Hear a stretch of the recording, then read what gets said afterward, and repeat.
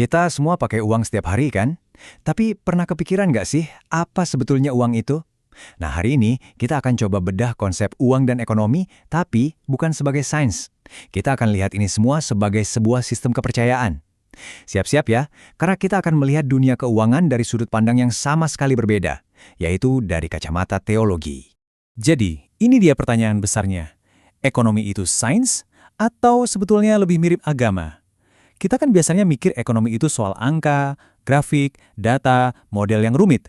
Tapi gimana kalau ternyata di balik semua itu ada semacam sistem iman yang tersembunyi, lengkap dengan dogma-dogma dan ritualnya sendiri? Biasanya kan kita mikirnya gini, ekonomi itu objektif, isinya angka dan fakta. Sementara teologi itu subjektif, soal iman dan nilai-nilai. Tapi, gimana kalau pembagian ini sebetulnya keliru? Garis pemisah antara keduanya itu ternyata bukan cuma kabur, tapi seperti yang akan kita lihat, keduanya itu saling berkelindin. Oke, biar jelas, perspektif yang cukup radikal ini bukan karangan saya loh. Seluruh pembahasan kita hari ini terinspirasi dari dekonstruksi filosofis dalam buku Teologi Sosial karya Peter Randanbua. Jadi, kita akan pinjam pemikirannya sebagai kacamata untuk membongkar fondasi iman di balik ekonomi modern. Yuk, kita mulai dari sebuah momen yang bikin seluruh dunia gempar, krisis finansial global. Tapi, coba lupakan dulu soal grafik yang anjlok atau perhitungan yang salah. Kita akan melihatnya sebagai sesuatu yang lebih dalam, sebuah krisis iman. Ingat tahun 2008? Waktu itu pasar keuangan global rontok. Nah, menurut analisis ini, itu bukan cuma soal kegagalan teknis atau salah hitung di spreadsheet. Itu adalah sebuah krisis iman, sebuah momen di mana seluruh kepercayaan, iman, yang menopang sistem ekonomi modern tiba-tiba lenyap. Nah, disinilah kita ketemu sama konsep kuncinya, aparatus kepercayaan. Ternyata, ekonomi global itu bukan mesin baja yang kokoh. Dia lebih mirip jaring laba-laba raksasa yang super rapuh, yang ditenun dari kepercayaan antar manusia. Begitu kepercayaan itu hilang, seluruh sistemnya ikut ambruk. Ini bukan kegagalan teknis, ini kegagalan iman. Oke, kalau ekonomi itu soal kepercayaan, buktinya apa? Well, coba kita lihat satu kata yang jadi jantung sistem keuangan kita saat ini, kredit. Kutipan ini menjelaskan semuanya. Gini deh, kata kredit itu akarnya dari bahasa Latin, credere, yang artinya apa? Percaya. Jadi setiap kali ada transaksi kredit, itu bukan sekedar pindah-pindahan angka, itu adalah sebuah tindakan iman, sebuah kepercayaan buta pada masa depan yang sama sekali belum pasti.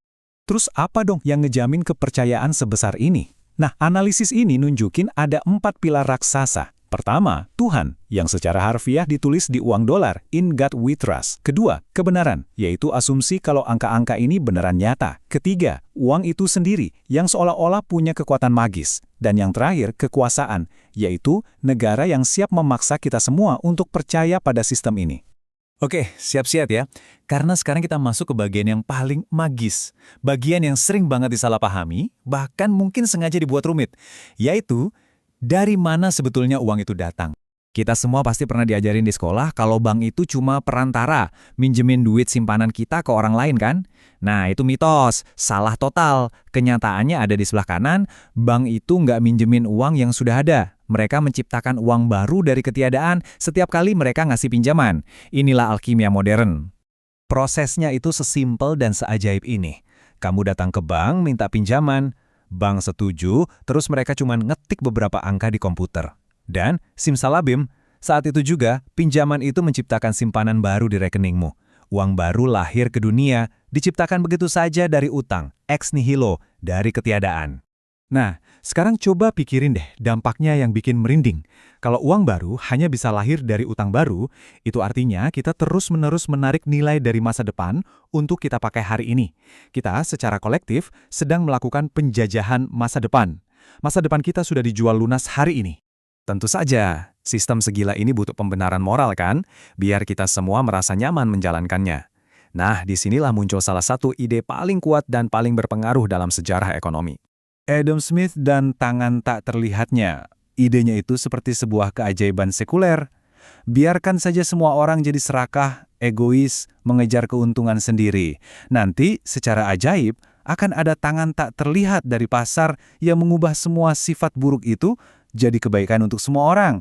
Keren kan? Tapi, tunggu dulu. Sebuah sistem yang bisa mengubah keserakahan jadi kebajikan, kedengarannya terlalu indah untuk jadi kenyataan. Dan memang ada satu syarat mutlak yang kalau nggak terpenuhi, sistem ini jadi berantakan. Kira-kira apa ya? Jawabannya cuma satu kata, pertumbuhan. Ya, seluruh moralitas sistem ini bergantung pada satu hal. Ekonomi harus terus tumbuh, besar, dan lebih besar lagi tanpa henti. Selama ekonomi tumbuh, tangan tak terlihat itu baik hati.